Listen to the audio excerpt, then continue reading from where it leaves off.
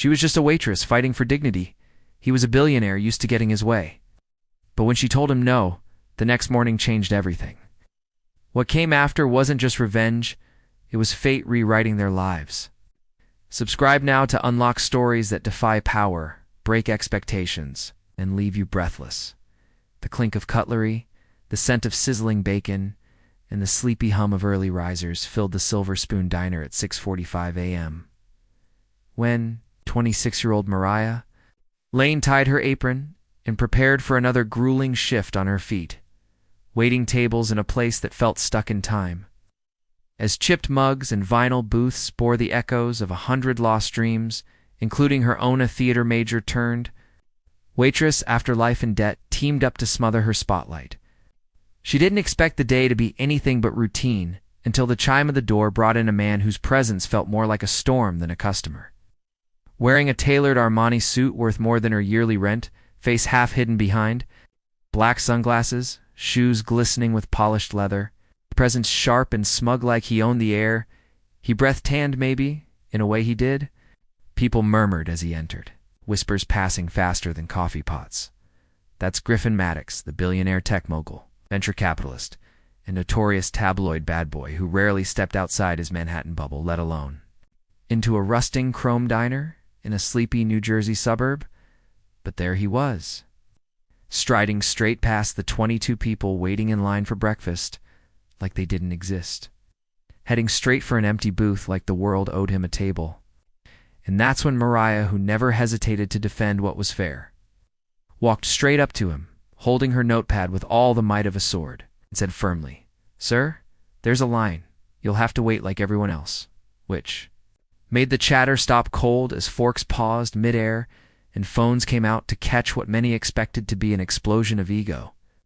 Griffin, removing his sunglasses slowly, gave her a bemused glance, like she was a child trying to lecture a lion, and replied in a low voice, "Do you know who I am?"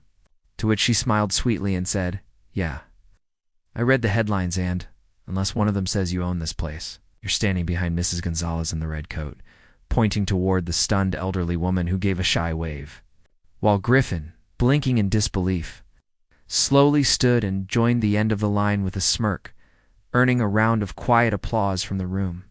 What Mariah didn't know, however, was that Griffin Maddox wasn't angry. He was intrigued, amused, maybe even enchanted. Not board members, not lawyers, not even judges during his multiple lawsuits. But here, in a forgotten diner with cracked linoleum floors, a waitress had looked him in the eye and treated him like every other human being, and something in him, long buried under private jets and billion-dollar egos, stirred. The next morning, Mariah showed up early, only to find police tape, real estate signs ripped down, and a silver Tesla parked outside the lot inside. The staff were abuzz with news. The diner had been bought outright overnight. No warning, no negotiation. No explanation, just a wire transfer with more zeros than they'd ever seen, and a name signed at the bottom, Griffin Maddox. Mariah's heart sank, assuming she was about to be fired for embarrassing him. He'd turn the place into a sushi bar or level it into condos. But when she stormed in to confront him, he was already there, sitting in her usual booth, sipping black coffee from the same chipped mug she'd served him in, and greeted her with a smile that didn't quite match his shark-like reputation, saying, "Relax, I'm not here for revenge. I'm here for breakfast."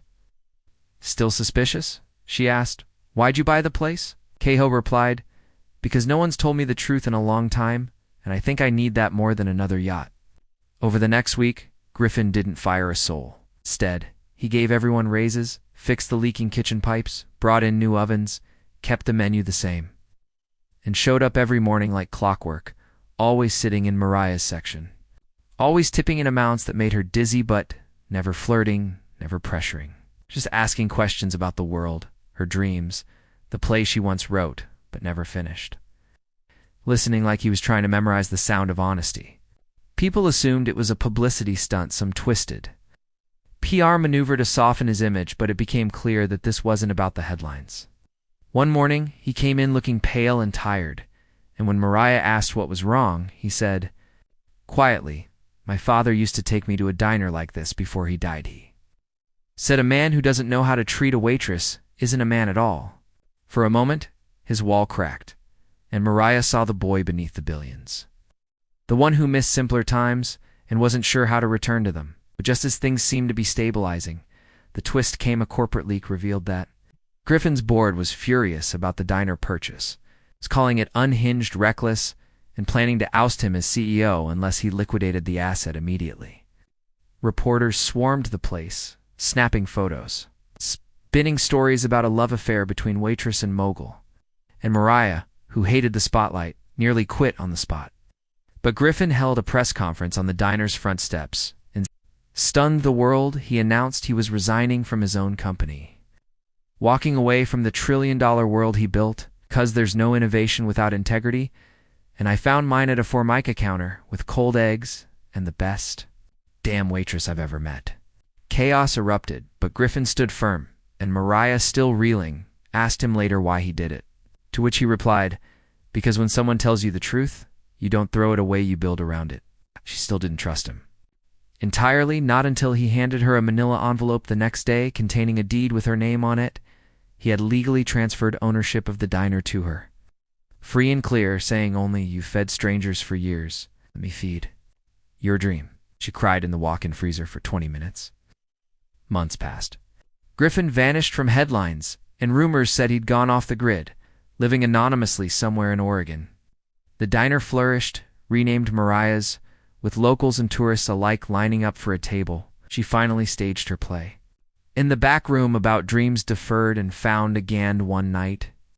During curtain call, she spotted a familiar face clapping in the shadows. Griffin, in jeans and flannel, gave her a quiet nod before disappearing again. She never saw him after that. But every Sunday, a single white rose arrived on her countertop without a note, and she always set it in a little vase by the register. A symbol not of love lost or won, but of what happens when someone says no to power and power listens. If stories like this leave your heart racing, your mind spinning, and your soul believing just a little more in the unexpected, subscribe. Now for more unforgettable tales that rewrite the rules, *.